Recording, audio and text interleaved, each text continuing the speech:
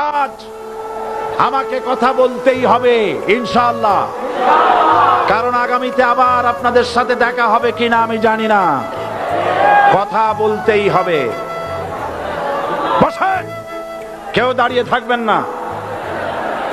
আমি দেখতে পাচ্ছি বাংলাদেশের ভাগ্য আকাশে উত্তর গগনে কালো মেঘ জমা হয়েছে। ঝড়ের পূর্বাভাস লক্ষ্য করছি। যদি মোকাবেলা করতে না পারেন সক্ষম ভাবে, এমন অন্ধকার গাঢ় কালো অমাবস্যার রাত আসতে পারে যার সুবে সাদেক হওয়া অসম্ভব। সুতরাং আপনারা কি কাপুরুষের মতো কাফের মুশরিকদের গোলামি করে মরতে চান? বিড়ালের মতো 500 বছর বেঁচে থাকার কোনো লাভ নাই। সিংহের মতো এক ঘন্টা বাঁচতে চাই। আমাদেরকে বলা হয় সাম্প্রদায়িক উস্কানিমূলক কথা নাকি আমি বলি। পত্রপত্রিকা দিছে না তারা? সাম্প্রদায়িক উস্কানি কথা, সাম্প্রদায়িক উস্কানিমূলক কথা বলি। সেই জন্যই বোধহয় শত শত মুসলিম আমাদের কাছে এসে মুসলমান হয়। মানুষে আর বোকা বানানো যাবে না। যাবে কি? আর বোকা বানানো যাবে? তারপর বলছে কি? এরপরে বলছে, আমাকে বলছে রাজাকার। শুনে রাখো চট্টগ্রামের লক্ষ লক্ষ জনতা, পার্লামেন্টে যখন আমাকে এই কথা বলা হয়েছিল, আমার পার্লামেন্টের কলিগ জাফরুল্লাহ চৌধুরী সাহেব বসে আছেন এখানে।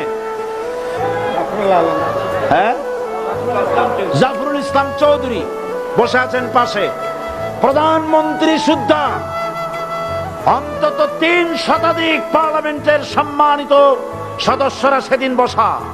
1997 সনের বাজেট বক্তৃতা যখন আমি করতেছিলাম, ডক্টর কুদরতে খোদা, নাম রাখছে কুদরতে খোদা, আসলে গজবে খোদা। এই লোকটি নাস্তিক, ইসলামের চূড়ান্ত দুশমন। তার প্রণীত শিক্ষা ব্যবস্থার যখন সমালোচনা করছিলাম, ট্রেজারি বেঞ্চ থেকে আমাকে বলা হলো রাজাকার। আমি আমার সমস্ত শক্তি একত্রিত করে বলেছিলাম, শুধুমাত্র হিন্দুস্তানের রাজাকারেরাই আমাকে রাজাকার বলতে পারে।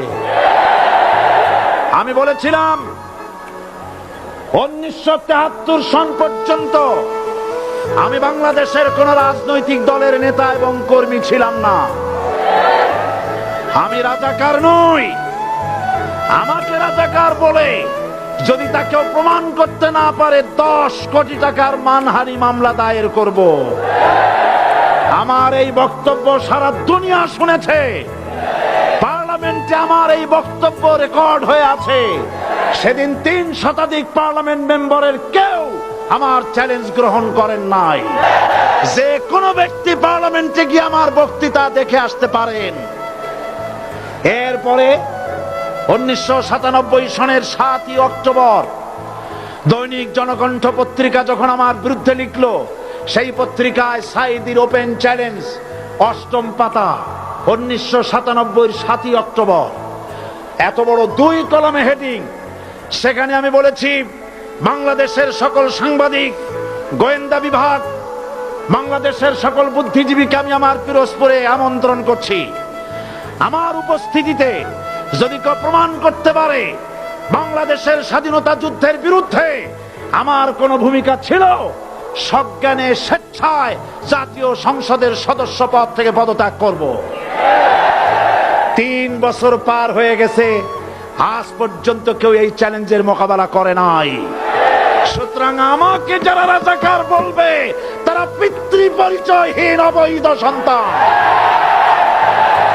1971 সনের, শোনো মুসলমানেরা, 1971 সনের কোন কাদা সাইদির গায়ে লাগে নাই। আমাকে রাজাকার বলে জনগণ থেকে বিচ্ছিন্ন করবা। জনগণ থেকে আমারে বিচ্ছিন্ন করা যাবে না, কারণ এই জনগণ আমার জন্য আসে না, এই জনগণ আসে আল্লাহর কোরআনের জন্য।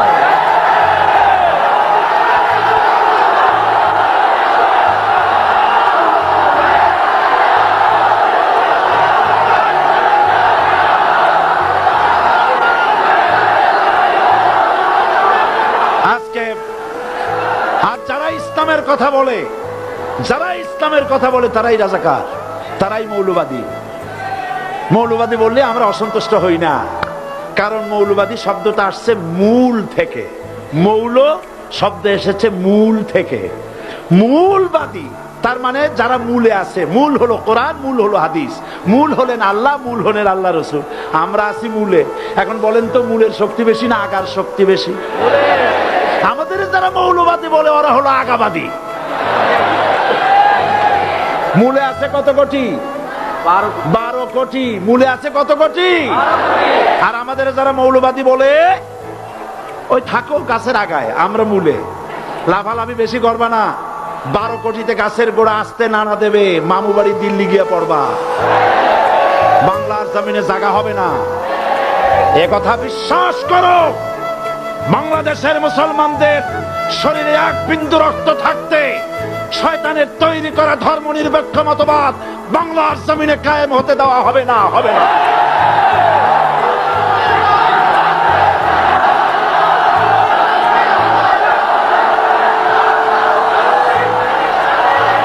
রাসূল করিম সাল্লাল্লাহু আলাইহি ওয়াসাল্লাম কোরআন প্রতিষ্ঠার জন্য আন্দোলন করেছিলেন। আয়াতুল কুরসি আমাদের সে কথাই শিখেছে। আল্লাহ রাব্বুল আলামিন বলেন, আল্লাহু লা ইলাহা ইল্লা হুয়াল হাইয়ুল কাইয়্যুম। প্রাণ খুলে পড়েন, আল্লাহু লা ইলাহা ইল্লা হুয়াল হাইয়ুল কাইয়্যুম। আল্লাহ হচ্ছেন তিনি, যিনি ছাড়া কোনো ইলাহ নাই, আইনদাতা নাই, বিধানদাতা নাই। আমরা মানুষের তৈরি করা আইন মানি না। 12 কোটি মুসলমানের দেশে আইন তৈরি করবে মানুষ, আমরা মানব না। পার্লামেন্টে তৈরি হতে হবে কোরআন দিয়ে, পার্লামেন্টে আইন তৈরি হতে হবে কোরআন দিয়ে। সুতরাং ভয় যতই পান আর যতই ষড়যন্ত্র করেন, 4 দল যখন একত্রিত হয়েছে, ঐক্যবদ্ধ থাকবে, সরকার ঐক্যবদ্ধভাবে গঠন হবে, নির্বাচন ঐক্যবদ্ধভাবে হবে এবং কোরআন হবে, আল কোরআনের পার্লামেন্ট হবে বাংলাদেশে।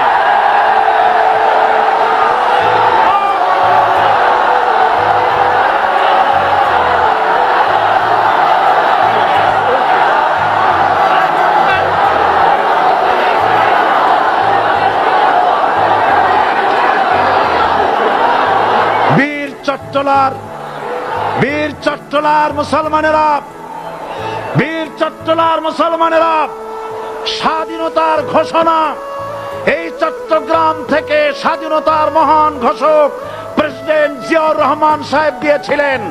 এই চট্টগ্রাম থেকেই ইসলামী রাষ্ট্রের ঘোষণা হবে।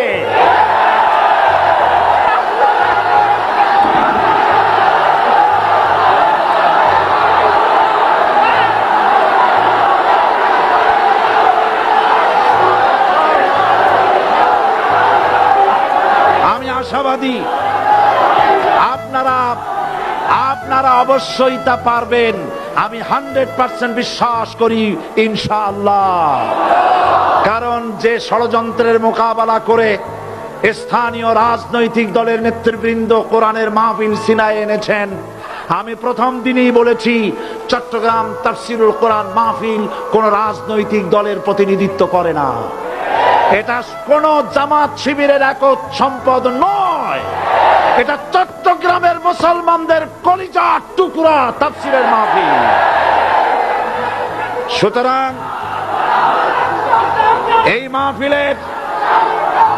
মাহফিল চট্টগ্রামে থাকবে ইনশাআল্লাহ কিয়ামত পর্যন্ত। 144 ধারা 288 হয়ে গেছে, ষড়যন্ত্র পায় পায় চলে গেছে। আমি ওই সব ছেলেদের বলি, সরকারি দলের ছাত্র হইয়া মুসলমানদের বিপক্ষে যাইও না।